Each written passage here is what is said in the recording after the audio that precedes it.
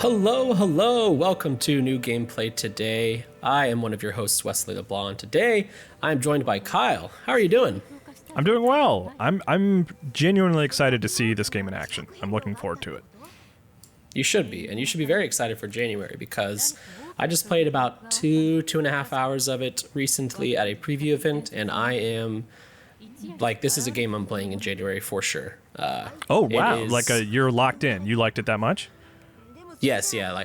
Well, if I don't have to do other reviews or other work stuff, but this is a game I want to play when it comes out. Nice. I've not played a One Piece game before, and I'll be upfront. I've recently started watching One Piece this year, and I've only gone through the Arlong Park arc, so I don't really have too much of a touchstone of these characters, but the game is doing enough in the JRPG genre that I am legitimately excited for it.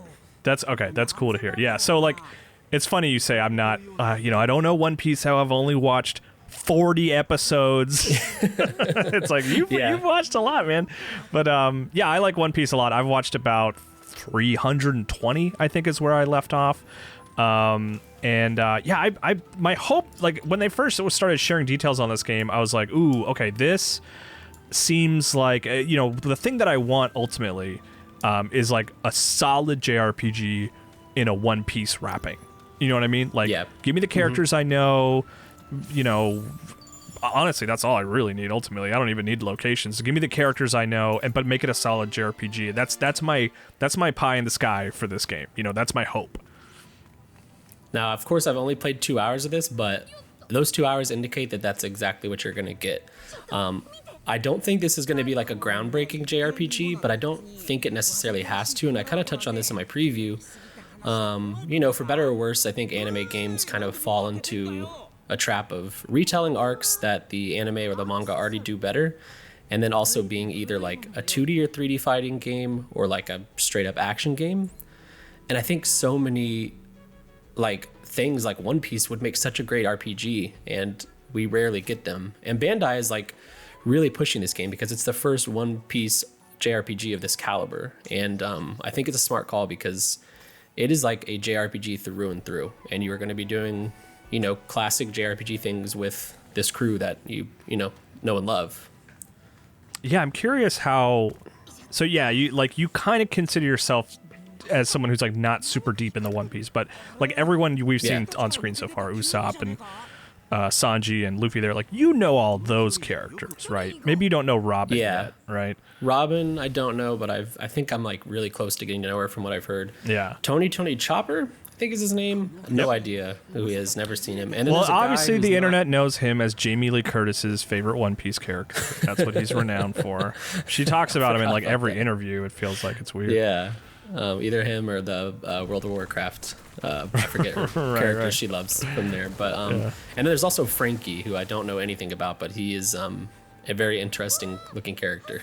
Yeah, Frankie's a weirdo. But the question I wanted to get at is do you feel did you play from the beginning? Do you know, or did they kind of drop you in the middle?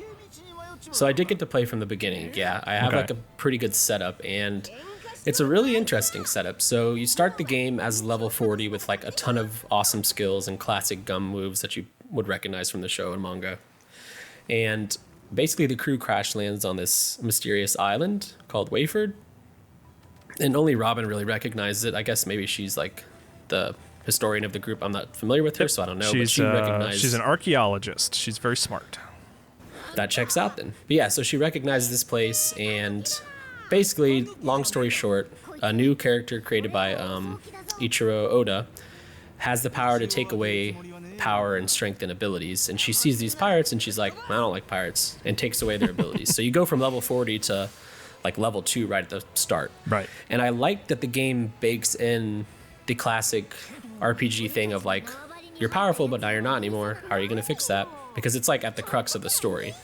And basically what you're going to be doing is going to around the world and collecting these cubes that she's placed your power in. And part of that is going through the world of memories, which will take you to classic locations like Water 7 and Alabasta.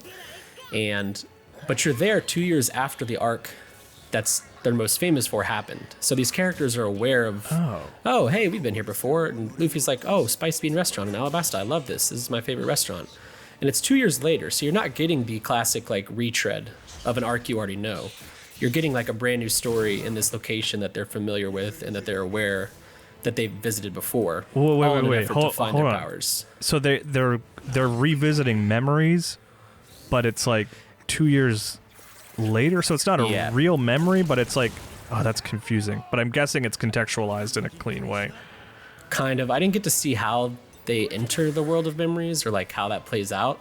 All I know is it's called the world of memories. But yeah, it's not like memories seems like a weird word because it's 2 years after the arcs happened. Oh, okay. See, I thought what you were saying is like, and what I've heard other places as well. I talked to Ben Hansen over at MinMax about a little bit of the game too, because I know you guys were both there. And it sounded like you were kind of like going back and doing the arcs from the manga and the show, but that's not necessarily what's happening. No, yeah, it's okay. It's after the arcs happen, and they're aware of the arcs happening. Kind of, it's really strange. I feel like missing how they get to the world of memories or like how they enter these old locations was kind of like crucial. So unfortunately, I don't know how that's gonna work. But it's interesting nonetheless, and they weren't spoiling the arcs for me. Like I played through a bunch of the Alabasta, and I still don't really have an idea of what happens in the anime. It's cool being in this area, and I can tell the characters are familiar with it. But yeah, so let me break down this combat real quick while we're here, because I think this is the highlight of the game. Yeah, as you can see, very stylish. I immediately got like Persona vibes, which I think is what they're going for. Very colorful menus, very cool. So you have these like different areas in battle that each character can attack different characters from. So you can kind of see on the left there that Sanji's dealing with his own group of characters and Zoro's dealing with his own group of characters, and you can kind of go back and forth between these enemies. And you want to do that because there's like a Pokemon-esque rock, paper, scissors like system where power beats speed, speed beats technique, technique beats power. Then you need to like pay attention to that power triangle to kind of defeat battles. And you can tell on screen when the red arrows are pointing up, that means your move's going to be super effective basically. And if it's blue arrows pointing down, that means your move is not going to be as effective. And the combat's been pretty challenging to the point where I feel like I need to pay attention to those move types a lot. And then, yeah, all that baked into the presentation, the fact that you can swap between your different party members at any time, even like this little end credit scene right here, or not end credit, this I don't know what you call screen. it, victory summary or something. There's probably a term for it, right? Yeah, it's very cool, very fashionable. I like it. This is where I'm getting the Persona vibes, because it's just like, you know, style, lots of style in this game, which I did not expect going in. No, yeah, I wouldn't either. And yeah, the combat is a lot of fun. I like that you get to play at level 40 for the first hour or so, because you kind of get a tease of like what this crew is going to be like in the end game, I imagine. Luffy's got 12 different gum moves basically, and Sanji's got a ton of stuff, and it's really cool. Yeah, it fits so well into like RPG, right? Because everyone has unique powers, so. Yeah, and so now we're in. Is it Arabasta or Alabasta or both? 'Cause Alabasta. I hear both.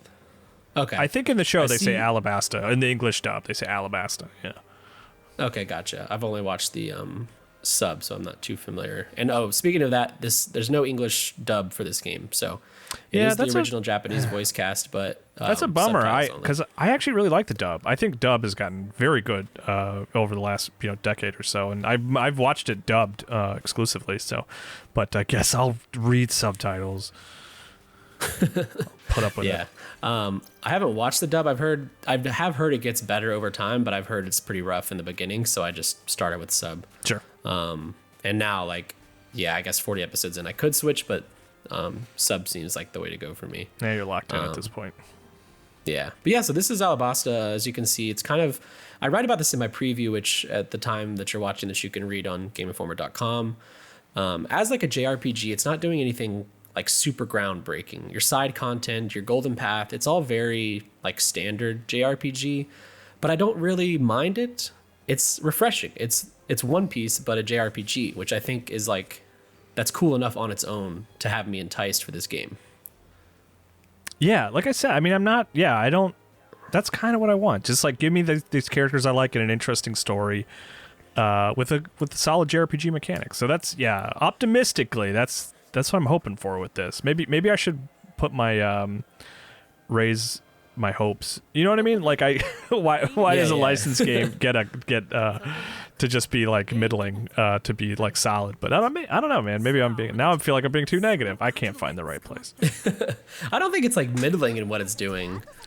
It's just like it's a JRPG. Yeah. But I think like a good JRPG with One Piece is like awesome because we've never had that before.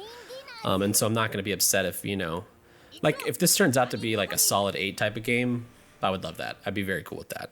Yeah. It might be better, it might be worse. I've only played 2 hours of this game.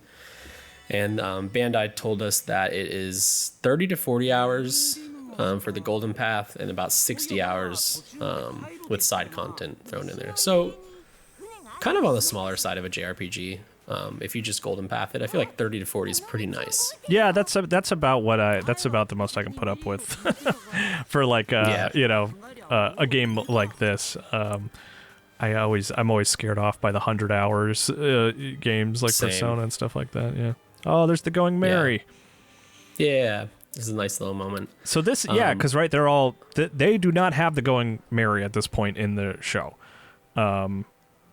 At this point, yeah, but in the game, you start off on the Thousand Sunny. That's Sunny, what okay.